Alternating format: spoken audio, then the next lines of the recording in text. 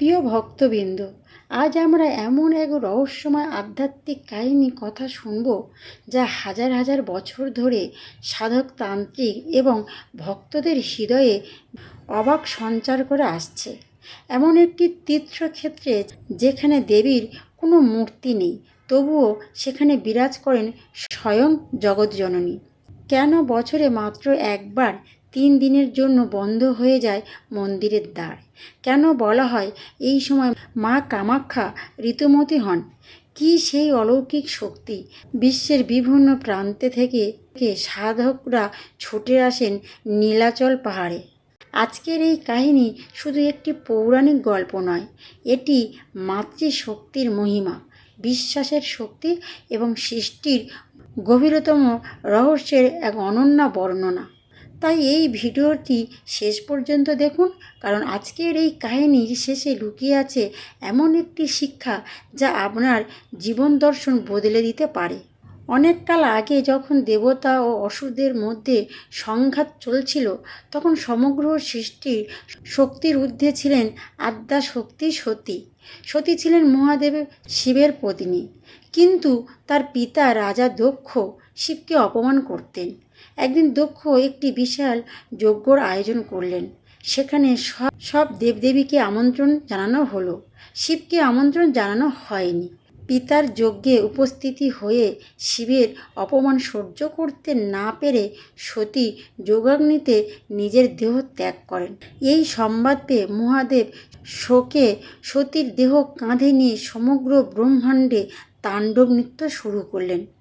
সৃষ্টি রক্ষার জন্য ভগবান বিষ্ণু তার সুদর্শন চক্র দ্বারা সতীর দেহকে 51টি খণ্ডে বিভক্ত করেন।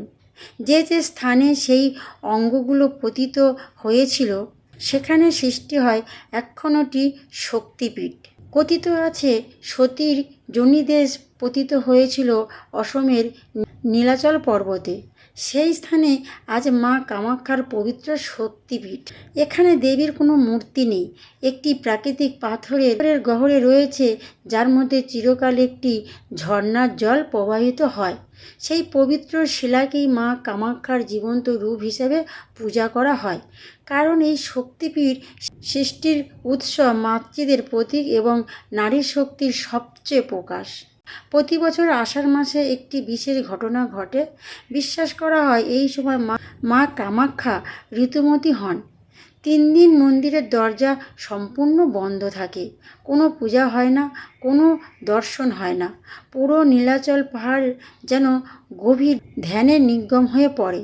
সাধু সন্ন্যাসী, তান্ত্রিক এবং লক্ষ লক্ষ ভক্ত অপেক্ষা করতে থাকেন সেই মুহূর্তক্ষণটির জন্য, যখন আবার খুলবে মন্দিরের দ্বার। এই সময়কে বলা হয় অম্বাবাচী।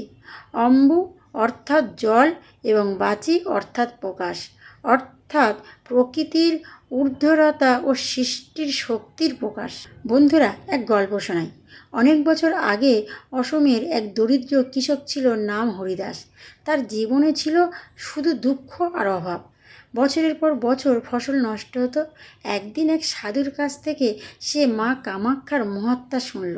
সাধু বললেন, হে বৎস, অম্বাবাচীর সময় যদি নিষ্ঠা ভরে মায়ের দর্শন করো, মা তোমার জীবনের অন্ধকার দূর করবেন।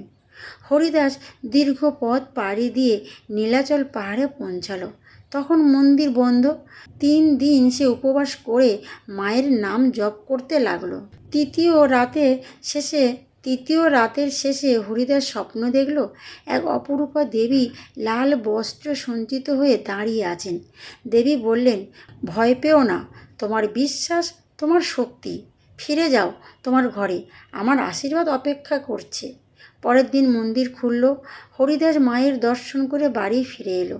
সেই বছর তার জমিতে এমন ফসল হলো যা আগে কখনো হয়নি।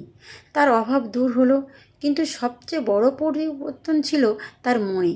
সে বুঝতে পারল প্রকৃত সম্পদ অর্থ নয়, বিশ্বাস। অম্বাবাচীর সময় মন্দিরে একটি বিশেষ প্রথা পালন করা হয়। মায়ের পবিত্র স্থানে সাদা কাপড় রাখা হয়। মন্দির পুনরায় খোলার পর সেই কাপড় লাল বর্ণ ধারণ করেছে বলে ভক্তদের মধ্যে প্রসাদ হিসাবে বিতরণ করা হয়। এই লাল বস্ত্রকে অত্যন্ত পবিত্র বলে মানা হয়। ভক্তরা বিশ্বাস করেন এটি মা কামাখ্যার আশীর্বাদের প্রতীক। কামাখ্যা শুধু একটি তীর্থ নয়, এটি তন্ত্র সাধনার অন্যতম প্রধান কেন্দ্র। কথিত আছে বহু সিদ্ধপুরুষ ও তান্ত্রিক সেখানে সাধনা করে অলৌকিক সিদ্ধি লাভ করেছিলেন। অমাবাসীর সময় দেশের নানা প্রান্তে থেকে সাধকরা এখানে সমবেত হন। তারা বিশ্বাস করেন এই সময় প্রাকৃতিক শক্তি বিশেষভাবে জাগ্রত থাকে।